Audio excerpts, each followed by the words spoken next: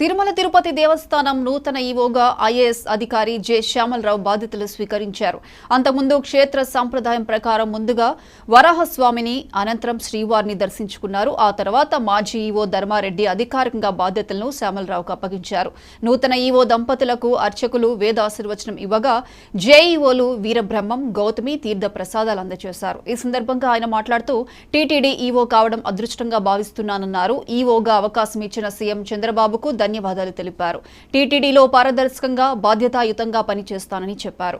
తిరుమలలో భక్తుల సౌకర్యాలపై ప్రత్యేక దృష్టి పెడతానని, దర్శనానికి వచ్చిన వారు ఇబ్బంది పడకుండా వసతులు కల్పిస్తామని అన్నారు. ఎంతో పవిత్రమైనది శ్రీ వెంకటేశ్వర స్వామి దేవాలయం.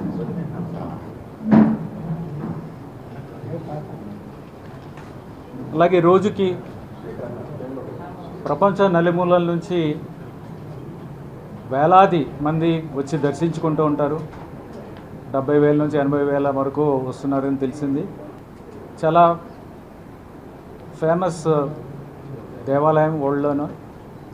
ఇలాంటి దేవాలయానికి, ఇంత పవిత్రమైన దేవాలయానికి ఎగ్జిక్యూటివ్ ఆఫీసర్గా ఇలాంటి దేవాలయాన్ని మేనేజ్ చేస్తున్న టీటీడీకి ఎగ్జిక్యూటివ్ ఆఫీసర్గా రావడం అనేది నా అదృష్టం కింద భావిస్తున్నాను.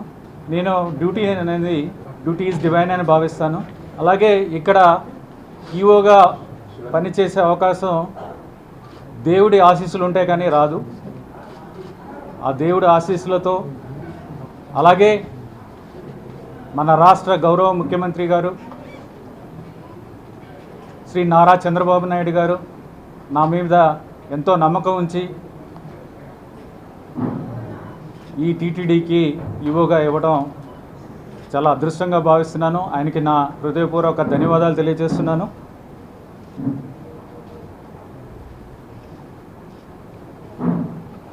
అలాగే ముఖ్యంగా ఈ దేవాలయానికి సంబంధించిన, అలాగే ఈ దేవాలయానికి అనుబంధంగా ఉన్న చాలా దేవాలయాలు, టీటీడీ కింద ఉన్న దేవాలయాలు అన్నింటిలోని కూడా అడ్మినిస్ట్రేషన్ ఏదైతే ఉందో అదంతా కూడా స్ట్రీమ్లైన్ చేసి భక్తులందరికీ కూడా మంచి సౌకర్యాలు ఉండేలాగా చూసుకుంటాము. అలాగే ఏ పని చేసినా అకౌంటబిలిటీ, ట్రాన్స్పరెన్సీ ఉండేలాగా చూసుకుంటాము. మీకు అందరికీ తెలిసిందే, ఈ దేవాలయము richest Hindu temple in the world. ఈ దేవాలయానికి ఎన్నో అసెట్స్ ఉన్నాయి. అలాగే భక్తుల నుంచి కూడా కోట్లాది రూపాయల కానుకలు వస్తూ ఉంటాయి. ఇవన్నీ మేనేజ్ చేయాల్సిన బాధ్యత టీటీడీకి ఉంది. అలాగే as executive officer I have very big responsibility. So ఇవన్నీ కూడా ట్రాన్స్పరెంట్గా విత్ అకౌంటబిలిటీ